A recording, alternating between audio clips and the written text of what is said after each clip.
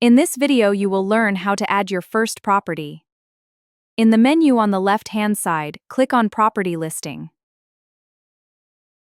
On the Property Listing page, click the orange button Add New Property in the top right corner. A new screen will open where you can fill in all the property details and add images.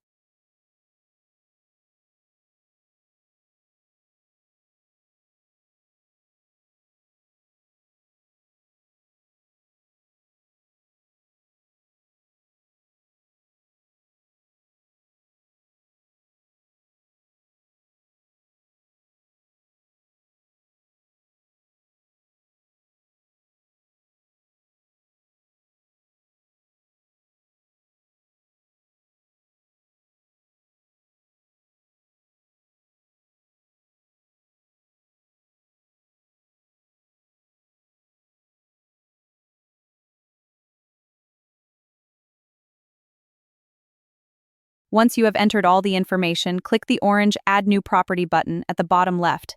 Your new property has been created successfully. You will be taken back to the property listing page.